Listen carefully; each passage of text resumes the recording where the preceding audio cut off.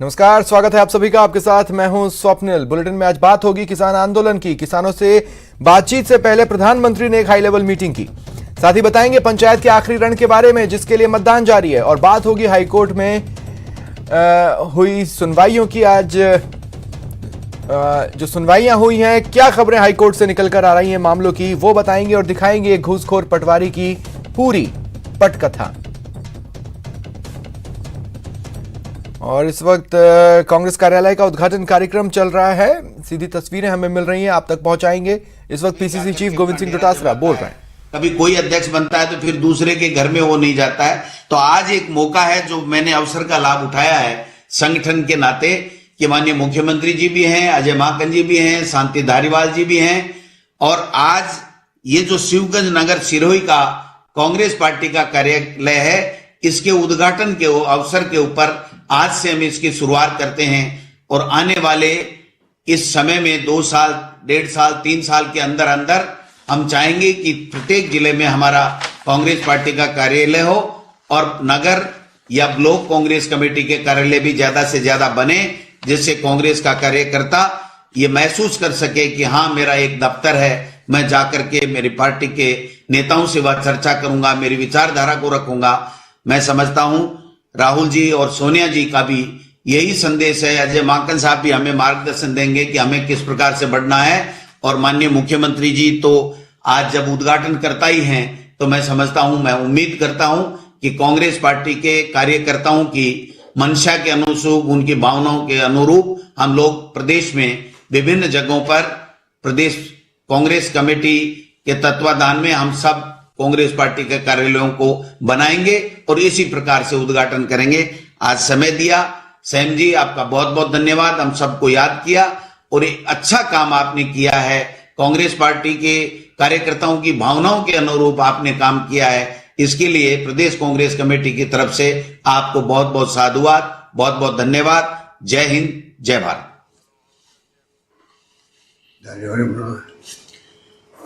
आदरणीय धारीवाल जी से निवेदन करेंगे कि धारीवाल साहब बोले, अपनी उद्बोधन दें, उसके बाद में हम लोग आगे बढ़ेंगे। अजय माकन जी से फिर हम लोग मार्गदर्शन लेंगे। आदरणीय धारीवाल साहब।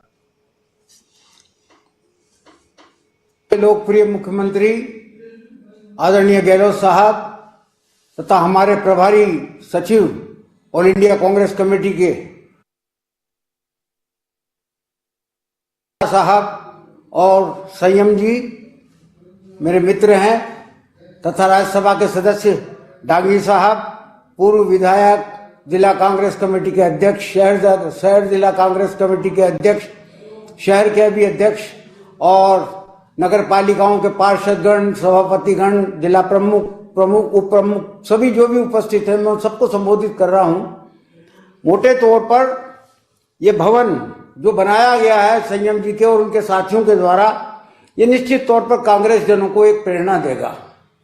प्रेरणा इस बात की देगा कि देश की सबसे पुरानी पार्टी की हालत यह है कि कई जगह ब्लॉक की तो बात छोड़िए, जिला कांग्रेस कमेटी के खुद के भी भवन नहीं है, जबकि प्रयत्न करना चाहिए था कि उनके खुद के अपने भवन हो, जिसका स्वामित्व उनके पास हो, जिला कांग्रेस कमेटी के पास हो, ट्रस्ट बने बाकायदा और ट्रस्ट के अनुसार काम करें।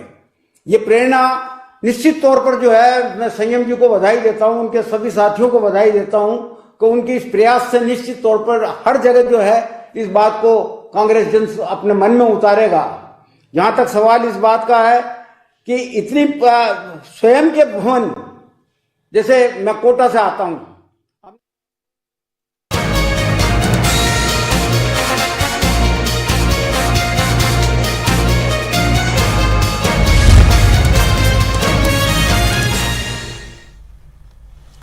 और बात कर लेते हैं गांवरी गवर्नमेंट की। पंचायती राज चुनावों का आज चौथा और आखिरी चरण चल रहा है। टोंक में 12 बजे तक का जो मतदान प्रतिशत रहा है वो सामने आया है। 25% मतदान टोंक में दर्ज हो चुका है। सभी जगह शांतिपूर्वक मतदान जारी है। अन्य जगहों से भी 12 बजे तक के मतदान प्रतिशत के आंकड़े सामने आ रहे हैं। बूंदी की बात कर लें तो 12 बजे तक 25% मतदान बूंदी में भी हुआ है। टोंक और बूंदी दोनों जगह 12 बजे तक 25% मतदान। कुल 46 पंचायत समितियों के लिए लगातार मतदान जारी है। सुबह 7:30 बजे मतदान शुरू हुआ और धीरे धीरे तेजी पकड़ रहा है। 21 जिलों में 7,346 केंद्र जहां पर वोटर्स पहुंच रहे हैं और अपने मताधिकार का इस्तेमाल कर रहे हैं। कुल 908 सदस्य इस चरण में चुने जाएंगे।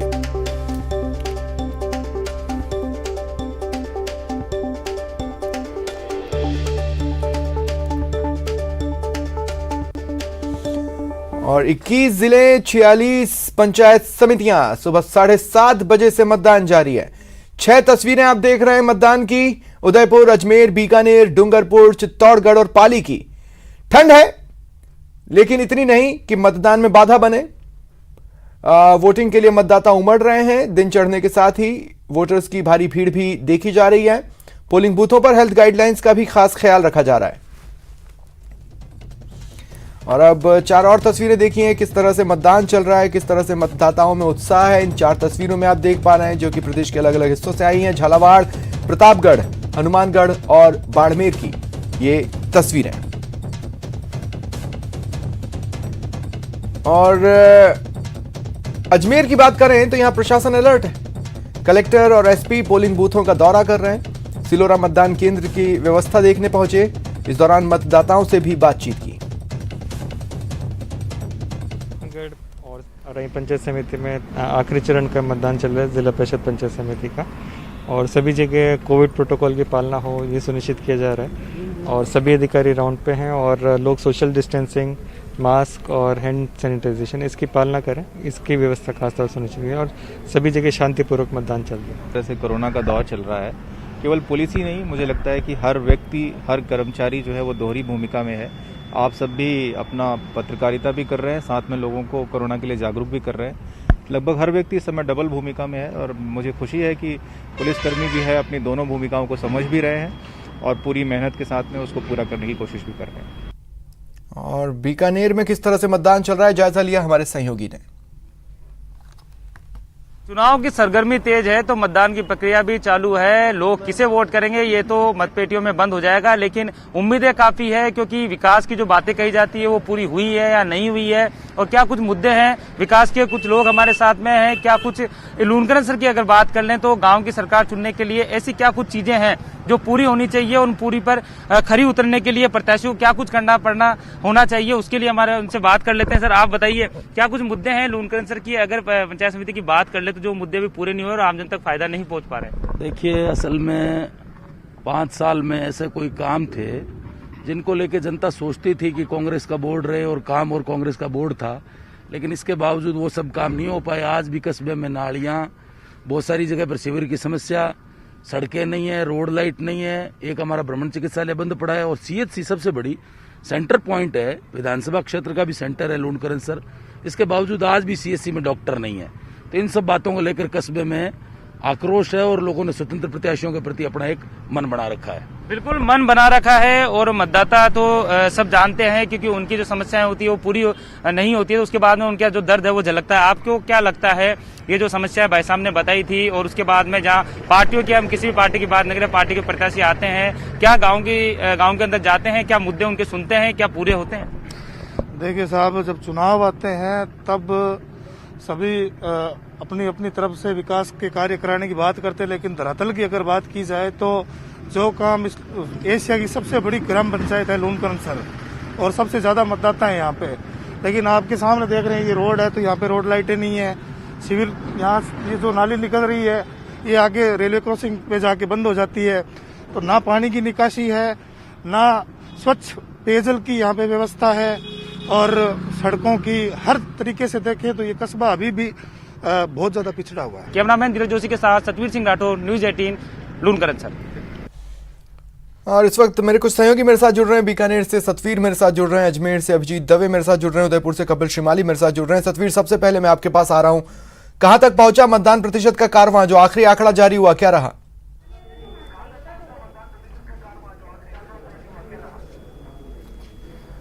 जी बिल्कुल, अगर बीकानेर की बात कर लें तो बीकानेर में दोपहर का जो वक्त है वो हो चुका है, लेकिन इसके बावजूद भी जो मतदाताओं की अगर संख्या की बात करें तो धीमी यहाँ पर देखने को मिल रही है और अनुमान लगाया जाता है कि यहाँ पर जो मतदान प्रतिशत है वो थोड़ा कम हो सकता है। अभी मैं एक बूथ के ऊपर हूँ और यहाँ पर आप पहले कैमरा पर्सन धीरेजू से कहूंगा तस्वीरें दिखा दे कि अभी जो मतदाता है वो यहाँ पर आ रहे हैं, अपने मताधिकार का जो प्रयोग है वो कर रहे हैं, लेकिन हम अलग अलग बूथों पर जाके जो सीधी जो तस्वीरें हैं वो दर्शकों तक पहुंचा रहे हैं। कुछ बूथों पर हम गए थे तो वहां पर मतदाताओं में उत्साह देखने को मिला था और कई जगह बूथ यहाँ पर खाली नजर आए थे, लेकिन अभी जिस बूथ पर अभी हम हैं वहां पर भी अभी जो महिलाएं जो आ रही हैं और अपने मताधिकार का जो प्रयोग है वो कर रही मैं आपको हैं। कुछ पलों के लिए रोक रहा हूं। कपिल, अभिजीत आगे आपके पास आऊंगा, लेकिन इस वक्त आपको बता दें कि कांग्रेस कार्यालय का जो उद्घाटन चल रहा है उसमें अजय माकन अब संबोधित कर रहे हैं। सीधी तस्वीरें आपके टीवी स्क्रीन पर। कि कांग्रेस का ऑफिस एक ऐसी जगह होनी चाहिए जो पहला और आखिरी पड़ाव होना चाहिए किसी भी जरूरतमंद व्यक्ति के लिए। कोई भी पीड़ित व्यक्ति हो, कोई भी दुखी व्यक्ति हो, कांग्रेस का ऑफिस उसके लिए पहला और आखिरी पड़ाव होना चाहिए और यह अब हमारे कांग्रेस के नेताओं को और कार्यकर्ताओं को सुनिश्चित करना होगा। हम भवन हम लोगों ने बेशक बना दिया, स्वतंत्रता सेनानी की कंट्रीब्यूशन, उसका योगदान हम लोग आज याद कर रहे हैं, कांग्रेस की कंट्रीब्यूशन योगदान को हम लोग याद कर रहे हैं, लेकिन अगर इस भवन को सही मायने में कांग्रेस के सोच के ऊपर अगर हमको उतारना होगा तो हमको ये सोचना होगा कि इस भवन के दरवाजे 24 घंटे खुले होंगे और यहां पर गरीब लोगों के, साधारण लोगों की बात को सुनने के लिए हमेशा हम लोगों को यहां पर उपलब्ध होना होगा। इसका यह भी मतलब है कि जब भी कोई शिवगंज के अंदर कोई मंत्री कांग्रेस पार्टी के सरकार का आए तो उसको सबसे पहले इस ऑफिस में जाकर के कांग्रेस कार्यकर्ताओं से मिल करके और जनता दरबार से के माध्यम से और लोगों से बातचीत करनी पड़ेगी। इस ऑफिस का मतलब यह भी है, इस ऑफिस का मतलब यह भी है कि इस ऑफिस के माध्यम से जनता के लिए राजस्थान सरकार के द्वारा चलाए गए कार्यक्रमों की भी मदद होनी चाहिए। राजस्थान सरकार पेंशन के अंदर कमाल का काम राजस्थान सरकार कर रही है, तो वो काम भी इन ऑफिसेस के माध्यम से होना चाहिए। आधार कार्ड के लिए लोगों को दिक्कत आती है, वोटर्स आई कार्ड के लिए लोगों को दिक्कत आती है, तो इन ऑफिस के अंदर ट्रेन करे हुए हमारे ऐसे लोग होने चाहिए जो ये सारे के सारे काम कर सकें।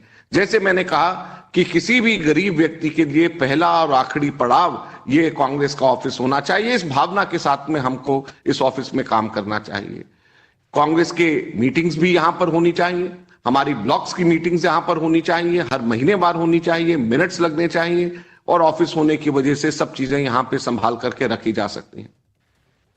मुझे खुशी है इस बात की कि राजस्थान के अंदर आज सरकार में हमारा नेतृत्व अशोक गहलोत जी जैसे एक ऐसे अनुभवी मुख्यमंत्री कर रहे हैं जिनका संगठन से बहुत ही पुराना और गहरा नाता है और अशोक गहलोत जी के नेतृत्व में मुझे पूरा विश्वास है कि राजस्थान के अंदर हम लोग इस प्रकार के कांग्रेस के भवन पूरे के पूरे राजस्थान के अंदर हम लोग खोल पाएंगे और शांति धारीवाल जी जैसा एक्सपीरियंस और एक तरीके से पूरी तरीके से कटिबद्ध जिस तरीके से वो होते हैं और काम करने के अंदर पूरा विश्वास रखते हैं और डिलीवर करते हैं, उनके काम की तारीफ सब लोग करते हैं।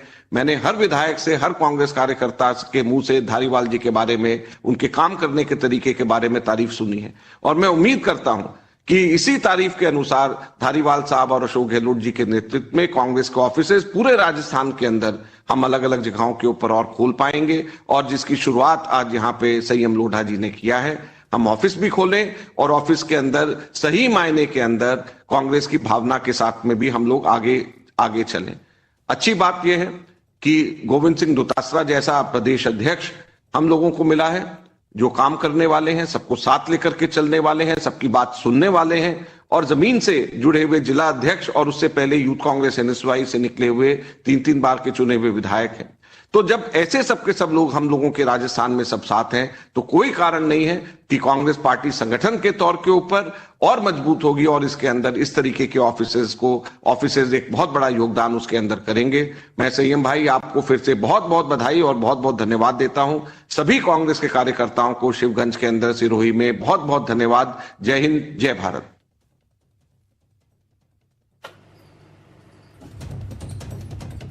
मैं बहुत बहुत धन्यवाद डोटासरा साहब, आपने हमारा प्रेरणास्पद मार्गदर्शन किया। मैं अब हमारे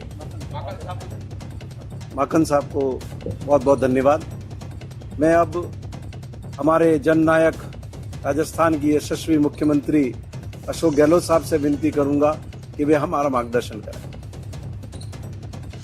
सर, एक देसूरी में भी बनके तैयार हुआ,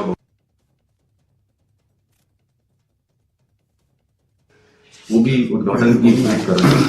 नाम लिखा हमारे AICC के महासचिव प्रभारी राजस्थान के अजय माकन साहब, हमारे प्रदेश कांग्रेस के अध्यक्ष गोविंद सिंह डोटासरा जी, हमारे वरिष्ठ नेता चांदी धारीवाल जी, सांसद नीरज डांगी जी और शिरोई के विधायक व आज के इस समारोह का आयोजन करता स्वयं लोढ़ा जी, शिवगंज नगर पालिका अध्यक्ष वंजिंगराम जी गांची, संध्या चौधरी जी, रतन देवासी जी, लालाराम गराशा जी, पेमाराम जी देवासी ब्लॉक अध्यक्ष शिरोई, रंजू रामावत जी, राजेंद्र सांकला जी, जीवाराम जी आर्या, राजेंद्र जी युवा कांग्रेस अध्यक्ष, हेमलता शर्मा जी अध्यक्ष महिला कांग्रेस, सुरेश सिंह जी राव अध्यक्ष NSY, अन्नाराम जी बोराना पूर्व जिला प्रमुख, सभी कांग्रेस के हमारे के नाम छूट गए होंगे, वरिष्ठ नेता जिला प्रमुख कौन थे? और युवा कांग्रेस के NSY, महिला कांग्रेस के पदाधिकारीगण, भाइयों और बहनों, नौजवान साथियों, मुझे खुशी है कि आज शिवगंज ब्लॉक की तरफ से नगर कांग्रेस के कार्यालय का उद्घाटन होने का सौभाग्य मिला। सैम लोढ़ा ये बोल रहे थे कि 1948 में देवीचंद जी फ्रीडम फाइटर्स थे, उनके वक्त का प्लॉट है।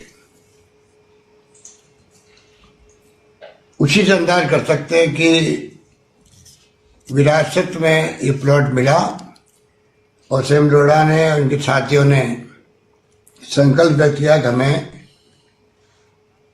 वहां भवन का निर्माण करना है।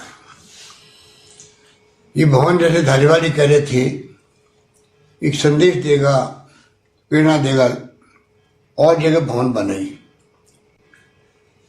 और मैं कहना चाहूंगा कि इसके साथ साथ में शिरोई के अंदर जो आज ये भवन के कार्यालय के उद्घाटन के अवसर पर श्याम लोढ़ा जी ने और इनके नगर पालिका अध्यक्ष जी ने जिस प्रकार से पूरे जिले के तमाम नेताओं को जो आज एक साथ बैठे हुए हैं, मेरे ख्याल से लंबे अरसे के बाद में ये सौभाग्य मिला कि जहाँ तमाम कांग्रेस के लोग, तमाम नेता, तमाम गुटबाजियाँ अलग थलग करके और एक साथ में बैठना, तो मेरा मानना है कि धारीवाल जी ने कहा कि ऑफिस के लिए प्रेरणा मिलेगी।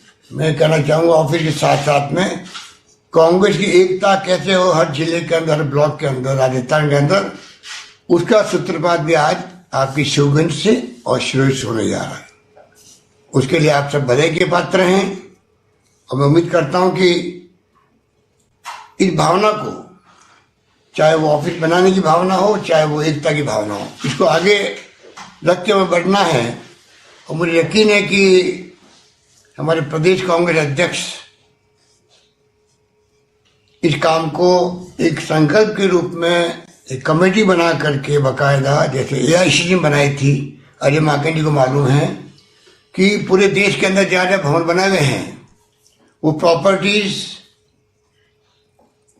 AICC के ट्रस्ट के रूप में हो, जहाँ जमीन पड़ी हुई है, प्लॉट पड़े हुए हैं, उनका निस्तारण हो, वहाँ भवन बन जाए।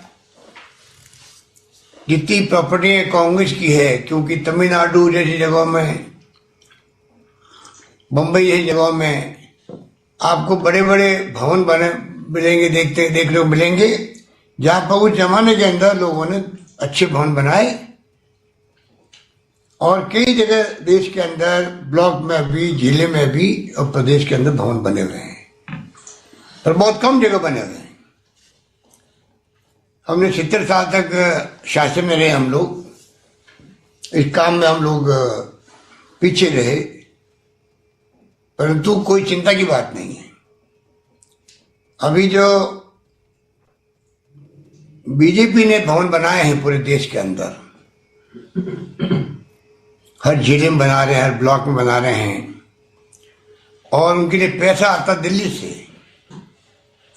एक एक जिले में 1 करोड़ 2 करोड़ 5 करोड़ जैसी स्थिति है, क्योंकि जो पैसा नोटबंदी से कमाया हुआ है, नोटबंदी से जो पैसा, इलेक्ट्रोल बॉन्ड एक बहुत बड़ा स्कैंडल है जो लोकतंत्र के लिए खतरा है।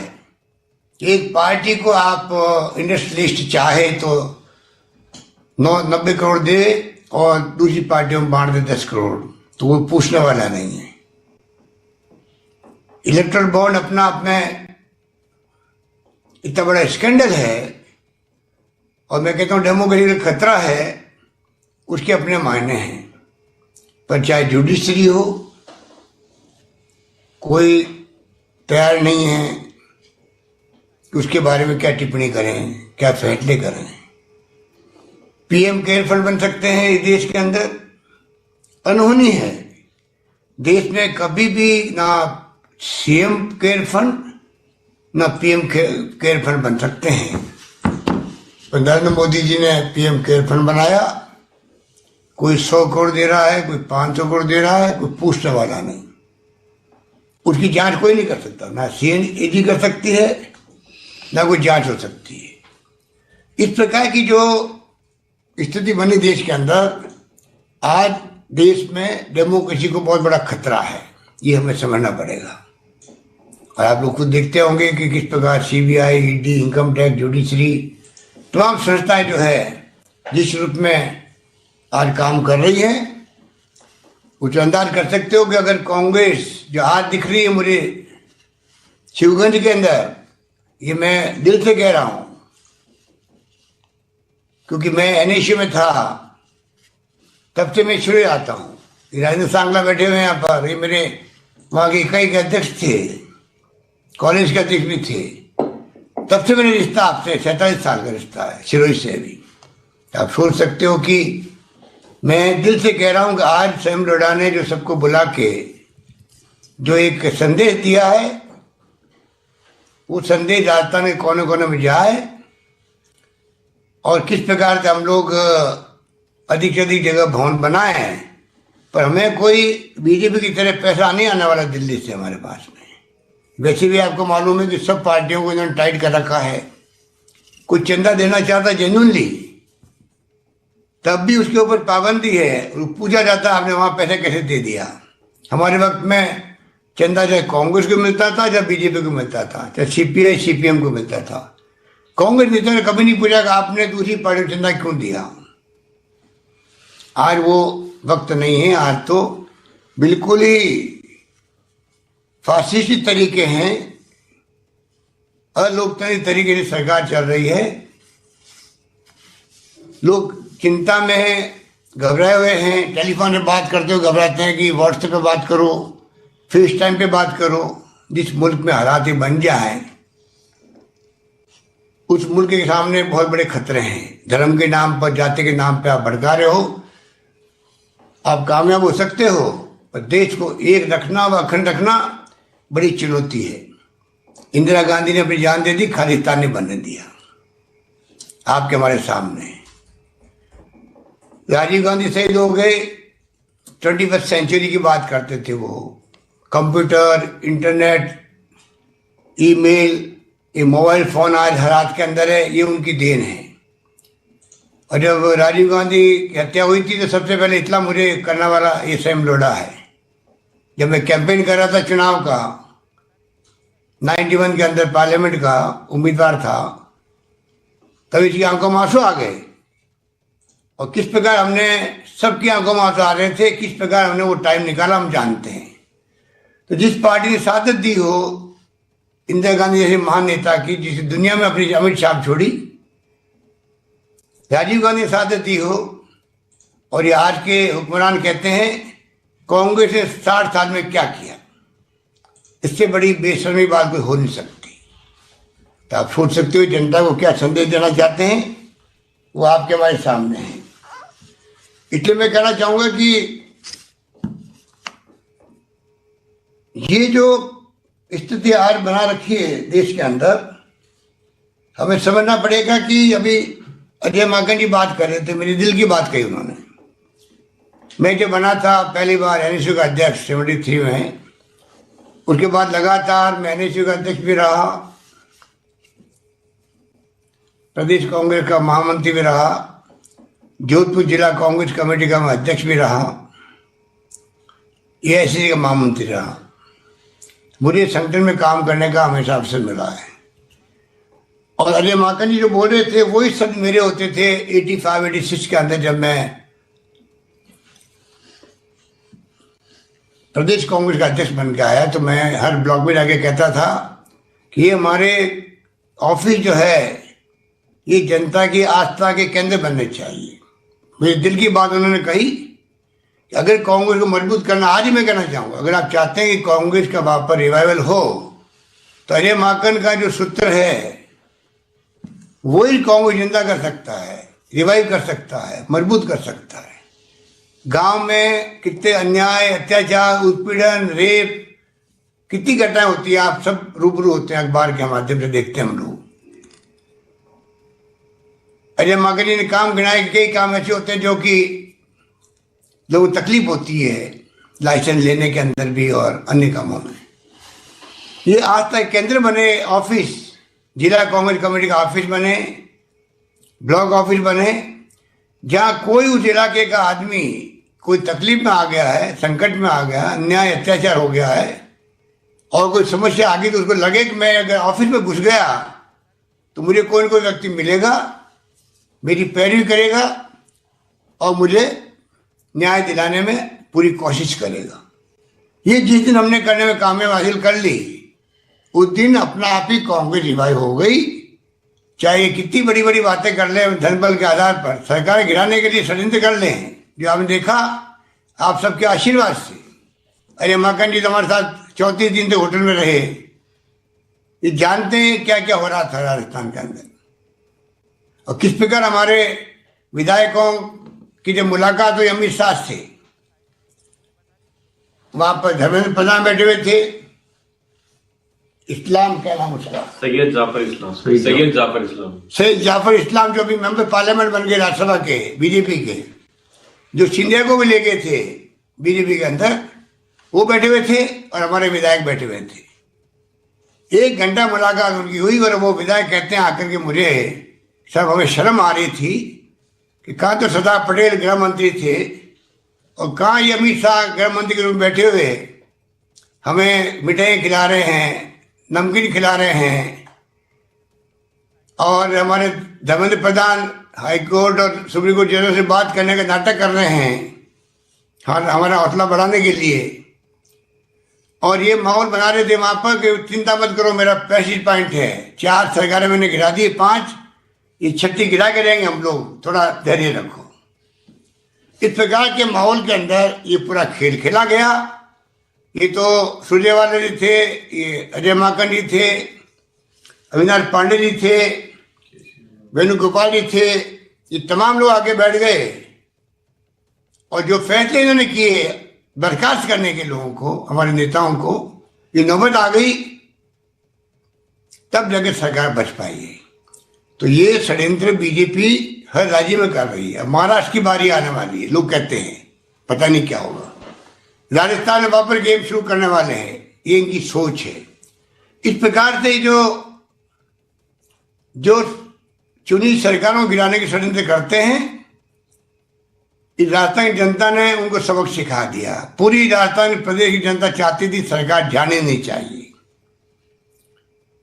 कार्यकर्ता फोन करते थे एमएलए को कि चिंता मत करो, चाहे 2 महीने लगे आपको होटल में वहीं रहो, सरकार नहीं गिरनी चाहिए, ये भावना थी।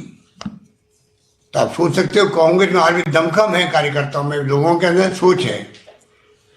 इसलिए मैं बातें तो ऐसे मौके पर आप चाहे 1 घंटा बोलो या 2 घंटा बोलो, वो कम होता है। और मेहते जी को मैंने कहा है, अजय माकन जी से मेरी बात हुई है, हम चाहेंगे राजस्थान एक मिसाल कायम करें पूरे देश के अंदर। संगठन कैसे चलता है, किस प्रकार से ट्रेनिंग कैंप हो जिलों के अंदर, किस प्रकार फैकल्टी मेंबर बने 50-60-100 राजस्थान के बने अपने, दिल्ली के खुद आए 20-25 लोग हों, लगातार कैंपों में जाएं, सब कार्यकर्ता को ट्रेनिंग दे। हमें वो 15-20-25-50 वाले कैंप तो अलग करेंगे। अभी तो 500 लोग आके बैठे मान लो जिला कांग्रेस कमेटी में। ये मैंने राहुल गांधी जी को भी कहा था, चाहे 700 लोग बैठे चाहे 400 लोग बैठे, उन सबको हमारे नेता जो भी आए अपनी बात कहें अलग अलग विषयों पर। उसी से ज्ञान बढ़ता है, उसी से संस्कार बढ़ते हैं, उसी से समझ बढ़ती है। मैं अपना आपका उदाहरण पेश कर सकता हूँ। जब मैं बचपन के अंदर के कामराज भी आए थे जोधपुर के अंदर, तो हम कैंप में अटेंड करते थे। दिन भर के कैंप होते थे, शाम को घर जाके खाना खाते थे। आज भी वक्त आ गया कि डे टाइम कैंप हो, सुबह नाश्ता करके आए, लंच वहां मिले, शाम को वापस अपने घर पे जाए। ये संभव है, मैंने किया है प्रदेश कांग्रेस कमेटी के अध्यक्ष के रूप में। तो हम नए नए तरीके ईजाद करेंगे और चाहेंगे राजस्थान के अंदर अजय माकन जी के सानिध्य में प्रदेश कांग्रेस कमेटी के अध्यक्ष जी हम सबकी सलाह से पूरा प्रोग्राम बनाएं। अभी थोड़ा कोरोना है, थोड़ा हमें रुकना पड़ेगा, क्यों हम नहीं चाहते कोरोना के अंदर जो इस चुनौती हमारे सामने उसका मुकाबला आप सबके सहयोग से हम कर रहे हैं और काफ़ी हद तक हम कामयाब रहे कि हमारे राजस्थान की चर्चा, भिड़ोड़ा की चर्चा पूरे देश में और दुनिया में हो रही है। इसमें हम कामयाब होंगे, पर हम चाहेंगे आने वाले वक्त के हम तैयारी अभी से कर लें। अभी कोरोना काल में तैयारी करने का टाइम है और कोरोना के समाप्ति के बाद में हम लोग चाहेंगे बड़े रूप में यहाँ ट्रेनिंग कैंप भी हो, अधिवेशन और जिलों के संभाग के नेता लोग आए, अपनी बात कहें। और यही तरीका मैं समझता हूँ, अरे माकनी बैठे हुए दिल्ली में, तो ये वहाँ बात करेंगे। सब राज्यों में अगर ये सिलसिला शुरू होगा, मैं समझता हूँ कि आज जो लोगों को लगता है कांग्रेस में फ्यूचर क्या होगा, सारे आर्टिकल आ रहे हैं। आज तो लिखने वाला राइटर ही दुखी हो गया है इस सरकार से, लिखता लिखता थक गया है वो कि इनको ये पार्टी वो पार्टी है जो लोकतंत्र में यकीन नहीं करती है। वरना तो आलोचना अपना आप में लोकतंत्र में बड़ा हथियार होता है। आलोचना करना, प्रदर्शन करना, धरना देना, ये तो सत्तापक्ष के लिए भी जरूरी होता है, उसको फीडबैक मिलता है अगर उनकी आस्था होती है लोकतंत्र में तो। पर आज जो देख लीजिए किसान सड़कों पे बैठे हुए सर्दी के वक्त में क्या तकलीफ पा रहे होंगे, वो लोग डटे हुए हैं और सरकार मजबूर होकर बुला रही है उन लोगों को। अगर पहली सुनवाई कर लेती, अगर पहली वो स्टेक होल्डर जो हैं उनसे बात करती, किसानों से बात करती, किसान संगठनों से बात करती, राज्य सरकारों से बात करती, लोकसभा राज्यसभा में पूरी डिबेट करवाती, विपक्ष की मांग थी कि हम इसको भेज दें सेनेट कमेटी के अंदर, बिल को भेज देती, उसके बाद में पास करती तो आज नौबत नहीं आती। और मैंने कल कहा कि कैप्टन अमरिंदर सिंह जी ने टाइम मांगा राष्ट्रपति जी से, उनको टाइम नहीं मिला। मैंने टाइम लिखवाया, हम चारों चीफ मिनिस्टर मिलना चाहते थे, पंजाब के, छत्तीसगढ़ के, पांडिचेरी की, तो मैंने लिखवाया 4-5 दिन से लगातार, टाइम नहीं मिला। कल मुझे ट्वीट करना पड़ा कि अगर ये मिलने लग जाते मुख्यमंत्रियों से, केंद्रीय मंत्री मिलने लग जाते संगठनों से, ऑर्डिनेंस जारी करने की बजाय ये थोड़ा इंतजार करते, सबसे बातचीत करते, बाद में कानून लाते, तो आज ये नौबत नहीं आती। आज चारों और देश का किसान उन्नत है। इनको गलतफहमी नहीं होनी चाहिए कि जहाँ कि किसान यहाँ दिल्ली आए नहीं है तो वो सब शांत होंगे। पूरे मुल्क का किसान बहुत ही गुस्से में है, आक्रोश में है, अपने भविष्य को लेकर चिंतित है। इसीलिए राहुल गांधी ने जो बीड़ा उठाया है कि वो खुद गए ट्रैक्टर चला करके पंजाब में, हरियाणा के अंदर, और एक मैसेज दिया पूरे कंट्री को, कांग्रेस पार्टी ने पहल की है इस आंदोलन को चलाने की, और अब पूरे संगठन आ गए हैं, देश भर के संगठन आ चुके हैं। तो आज एक बात कह के मैं अपनी बात समाप्त करता हूँ कि एक तरफ तो अजय माकन जो संगठन के आदमी हैं, दुत्ता से भी बता दिया आपने, संगठन के आदमी एनएसयू में थे, यूथ कांग्रेस थे, फिर जिला अध्यक्ष बने, फिर वाइस प्रेसिडेंट बने पीसीसी के, और बाद में अध्यक्ष भी बने हैं, अध्यक्ष बने हैं। मेरा आपको इतिहास मालूम ही है, धारीवाली के तो खानदानी पिताजी के वक्त से ये कोटा के अंदर सब लोग भवन की बात कर रहे थे तो संस्कारित थे, इसीलिए दमखम है इनमें कि हम चाहेंगे कि राजस्थान भर में आप ब्लॉक में जिले में आप जहाँ जमीन मिल सकती हो जमीन लें, कुछ भी करें, अधिक से अधिक जगह भवन बनना चाहिए। तो आज जो टीम है आपके साथ बैठी हुई है वो सब संगठन से आई हुई टीम है और सेम खुद भी संगठन से आए हुए आदमी है, यूथ कांग्रेस में थे, एनएसयू में थे, मेरे वक्त में काम करते थे जोधपुर के अंदर भी। तो आज हम सब लोग जो हैं बैठे हुए वो हैं संगठन के आदमी। दो तरह के नेता होते हैं, ये जो संगठन से सरकार में आते हैं, एक सीधे सरकार में आते हैं, उसमें राजनीति का फर्क होता है।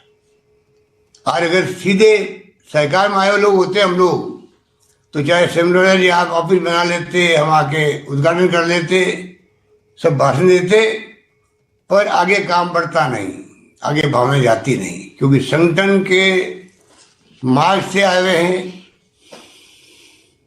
उसके बाद में आज हम लोग यहाँ जो अनुभव लेके संगठन का, फिर संगठन का मर्म जो है हमारे दिलो दिमाग के अंदर है, उसी रूप में अजय माकन जी ने दिल्ली में काम किया, विभिन्न पदों पे रहे, स्पीकर रहे दिल्ली विधानसभा के, केंद्रीय मंत्री रहे। तो मैं समझता हूँ कि सभी अनुभवी लोग हैं, सत्ता के भी और सरकार के भी और संगठन के भी। आज जो आपने ये बीड़ा उठाया है, मैं आपको तहे दिल से आपको बधाई देता हूँ, आपके तमाम साथियों को और आपके जो अध्यक्ष है वजींगा राम जी गांची जिन्होंने ये बीड़ा पूरा किया। और मुझे बताया गया कि आपके वहाँ जो नगर परिषद चेयरमैन महेंद्र मेवाड़ा जी, उन्होंने घोषणा करी है शिरोई के अंदर जमीन देने की। जमीन देने की बात तो मुझे मालूम है, सिमरोड़ा चुकने वाले नहीं है, वह भवन बन के रहेगा, मुझे यकीन है। और अभी हमारे सांसद महोदय नीरज डांगी जी कह रहे थे कि अगर जब शिवगंज में बन सकता है, शिव में बन सकता है, तो फिर मैं रेवगंज में भी जो इनका चित्र रहा है वहाँ ये भवन बनाएंगे। ये इन्होंने मुझे कहा कि मैं आपके सामने घोषणा करूं। इस प्रकार से जो सेमलोड़ा ने जो शुरुआत करी है, ये शुरुआत खाली सिर्फ जिले तक नहीं रहेगी, बल्कि अन्य राज्यों तक जाएगी, अन्य जिले तक जाएगी, सब जिलों में जाएगी और राजस्थान एक मिसाल कायम करेगा। अजय माकन जी, हम आपको विश्वास दिलाते हैं कि उसी रूप में राजस्थान में भवन बने। प्रदेश कांग्रेस कमेटी का भवन बनने की बात धारीवाल जी और रघु शर्मा जी और हमारे दुतासा जी लंबे अरसे से कह रहे हैं। मैं समझता हूँ कि उस काम को भी मात्र लेंगे और रास्ता निकालेंगे, कोई न कोई कैसे हो सकता है, क्या संभव हो सकता है, वो काम भी पूरा करेंगे।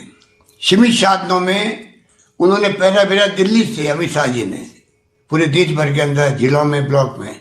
हम चाहेंगे कि उसकी बजाय हम जनता से पैसा इकट्ठा करें, कार्यकर्ताओं से कहेंगे आप आह्वान करो जनता का। और मैं आज विश्वास दिलाता हूँ, मेरा अपना अनुभव है, जब 77 इंदिरा जी चुनाव हार गई थी और मैं जिला अध्यक्ष बना कांग्रेस का जोधपुर के अंदर, हम लोग खुद दुकान दुकान जाते थे, लोगों से मिलते थे, प्रोसेसन निकालते थे तो सील बंद डब्बे साथ रखते थे, रास्ते भर लोग उस पर पैर डालते थे।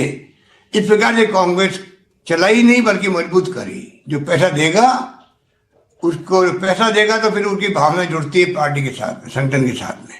हम चाहेंगे कि हम जनता को इन्वॉल्व करके, जनता के सहयोग से पैसा इकट्ठा करके भवनों का निर्माण करें। अगर ये काम में हम सफल हो गए तो मैं समझता हूँ कि आने वाले वक्त में हम कांग्रेस जो राजस्थान के बारे में बात करते हैं, नए सिरे से हम लोग यहाँ पर कार्यक्रम पेश करेंगे। और आपको जो जिम्मेदारी दी है हाईकमान ने विश्वास के साथ में, मेरे ख्याल से आपका 34 दिन का जो अनुभव था हमारे साथ रहने का, वो आपके काम आया है। इसलिए उम्मीद करता हूं कि अब हाईकमान देखता है 34 दिन का अनुभव लेके आए हैं, इनसे अच्छी कांग्रेस को मार्गदर्शन कोई नहीं दे सकता है राजस्थान के अंदर। हमारी पूरी शुभकामनाएं आपके साथ में है। एक बार पुनः सेमलोड़ा को तमाम साथियों को बधाई, धन्यवाद, जय हिंद। आपके प्रेरणास्पद उद्बोधन के लिए बहुत बहुत आभार। आप सबने जो समय दिया। रुकते हैं ब्रेक के लिए।